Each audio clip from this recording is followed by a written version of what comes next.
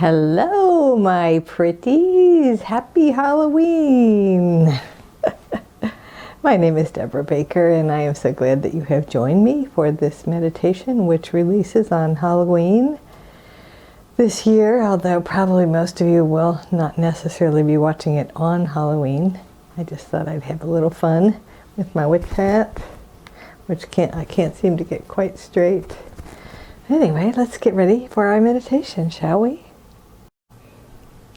So we are going to continue our receiving our messages from spirits who have passed away, since this is the month of October, and we've done that for the last 2 weeks.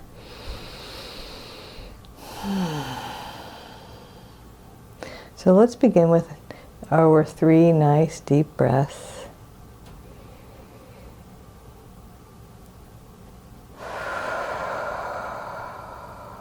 And now next time, breathe a little more deeply, a little more slowly, and prolong your exhale.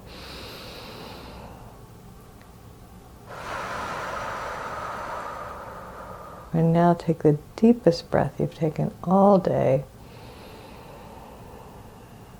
Hold it for a heartbeat, and then release it out.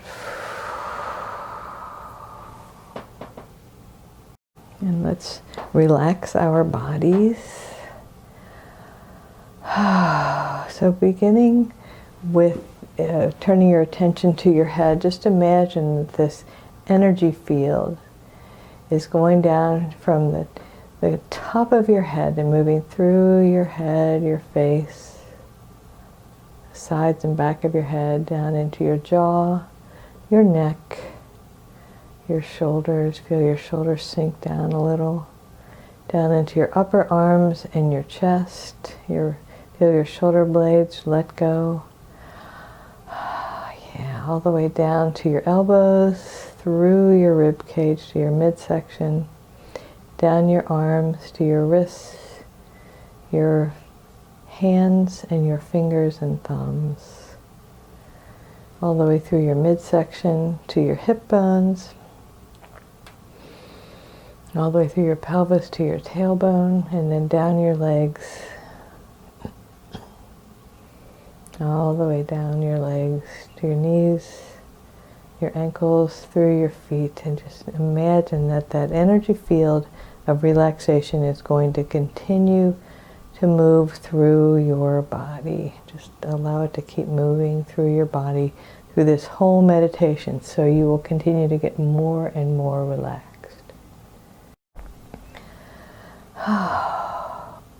So I don't know if you've tuned into the last couple of weeks, but I had some people over to my house last week, and we tuned in to some messages from some spirit guides, actually not spirit guides or guardian angels, that's who I normally talk to, but loved ones who have passed away.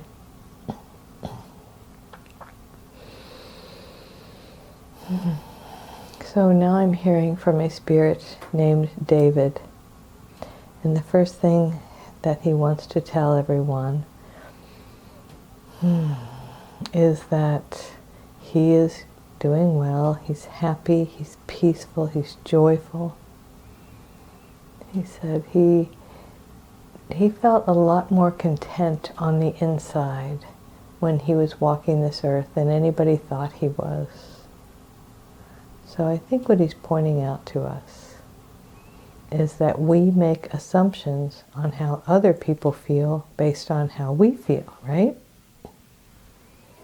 So let's just take some moments of quiet to focus on just letting go of our assumptions. Focus on the idea that people get to do and feel however they want to do and feel, and that we don't necessarily know what that is.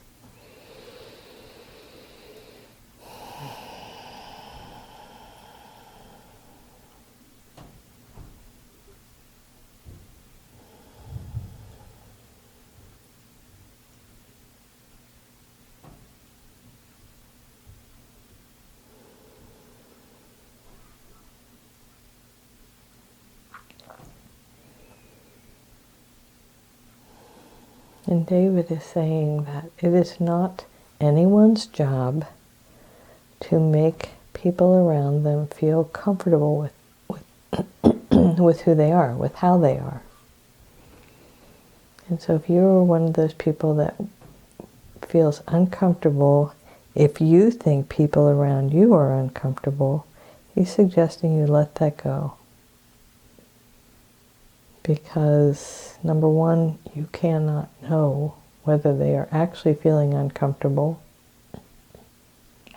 or whether that is just your perception. And the other thing he says is people are entitled to feel uncomfortable if that's how they want to feel. So being content, allowing other people to feel however they want to feel around you, allowing them to be however they want to be,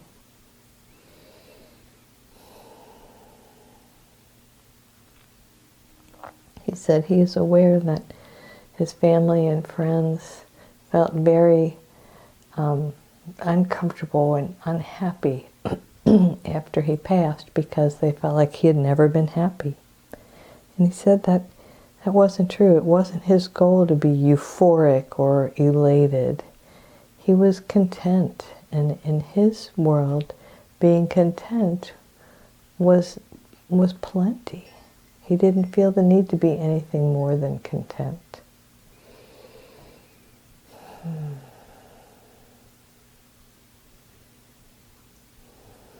So the room, I don't know if you heard the bell outside the window. I'm inside now. It's below freezing outside, and that's where I draw the line. Anyway, I don't know if you heard the bell, but the room just filled up with spirits. And they are all wanting me to remind you that you are surrounded by spirits, loved ones who have passed away. I had a dear, dear friend pass away while we were in college. And the other morning I woke up with the name of her best friend from home just in my head, just like somebody was shouting it in my ear. And I'm going to reach out to her. But my friend, her name is Ruthie, is here, and I haven't channeled her out loud before. And she's laughing. And she's reminding me how much we laughed. How much I made her laugh, which I didn't have the memory of our relationship like that I made her laugh.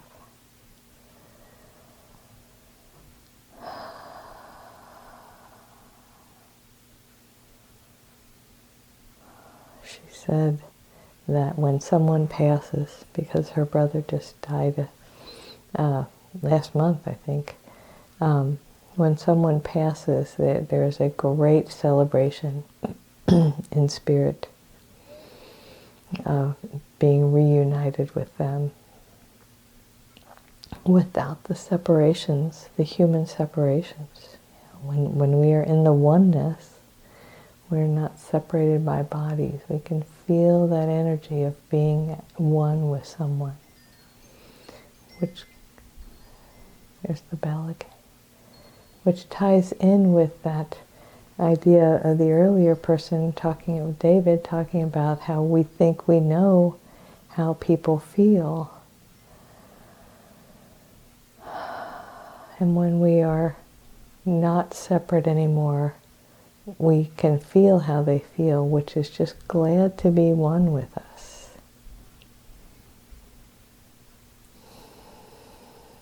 And Ruthie is thanking me for being her friend and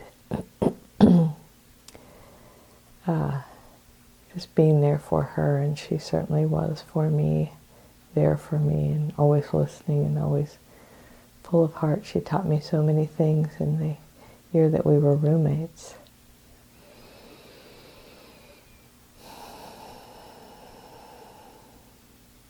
And she said that one of the things that struck her then that I wasn't even aware of was that I had deep faith, because I was struck by the same thing with her, that she had deep faith. And so you just don't know how your faith, your joy, your hope, all of those things that you carry about you, that you carry in your heart, they show. Other people are inspired by you in many, many ways. Things that you say to people, you just don't know how some of those things they take to heart and they remember for years and years. And Ruthie's saying, the more that we can relax and trust the divinity, trust the divine flow, trust that everything is working out. And she said it was hard to witness her parents' sense of devastation when they lost their baby girl, because she was the youngest of 5 or 6. And it was devastating to them to lose her.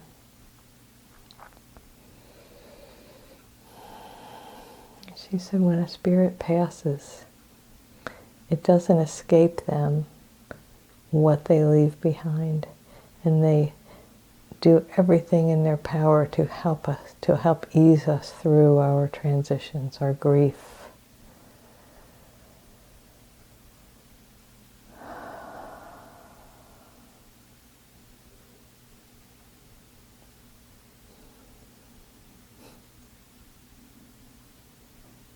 So just now, let's just spend a moment in quiet for you to sense the spirits around you and all the unconditional love and support that they have for you.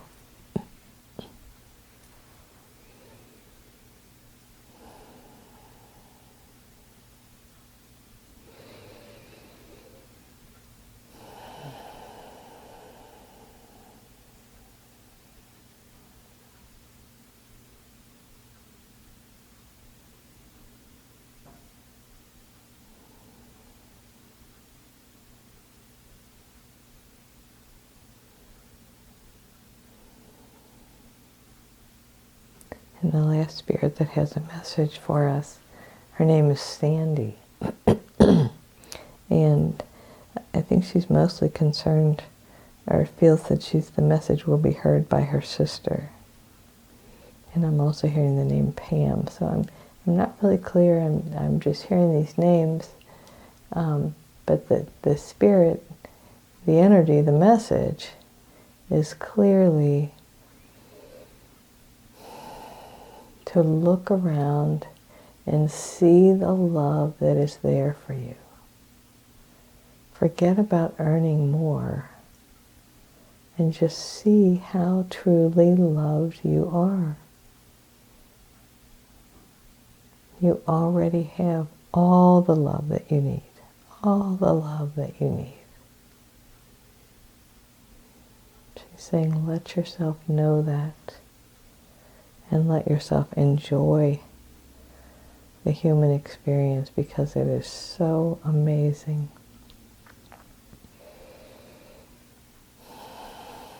And she is also saying, don't ask why,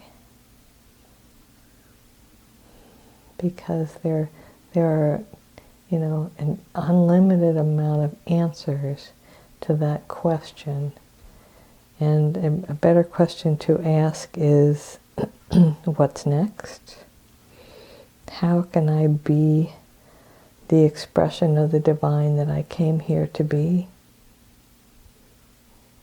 What is mine to do?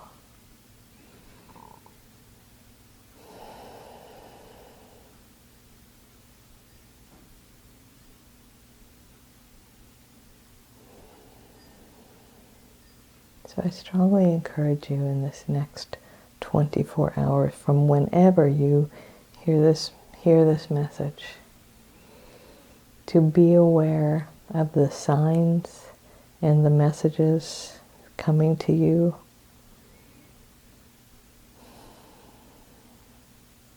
whether it's lights turning on or off. My mother used to like to turn the lights off on my dad after she passed. Finding dimes or pennies or seeing cardinals or hearing bells ring. You know, there are as many signs, potential signs, as there are people. And so know, perhaps it's a song on the radio.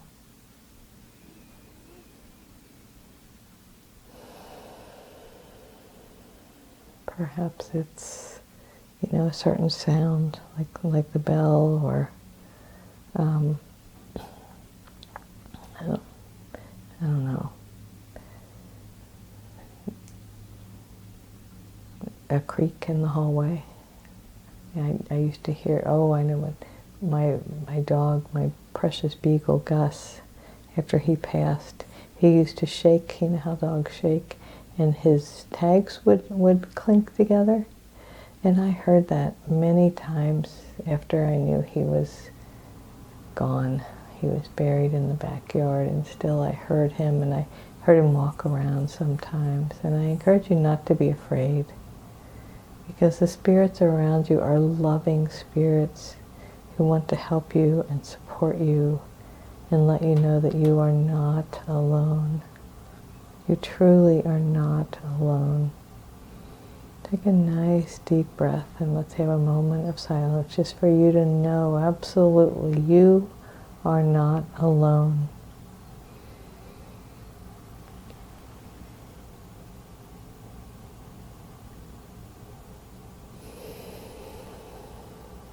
And all is well.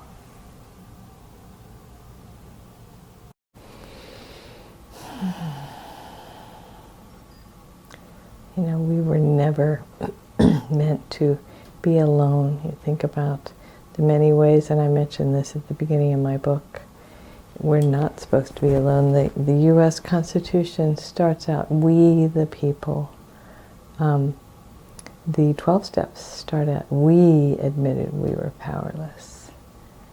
And so just know that we are all in the oneness, and when you are listening to this meditation, you are one with so many individual spirits. You are one with all that is, the one presence and the one power.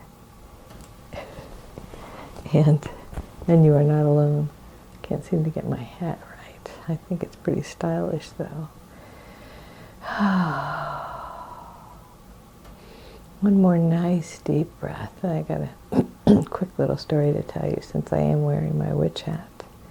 Yesterday I was at an art fair, and someone asked me, and I don't know, just out of the blue, I don't know how it came, but they said, I had my hat on, or my coat on that has stars and constellations on it, and they said, "Are you a witch?"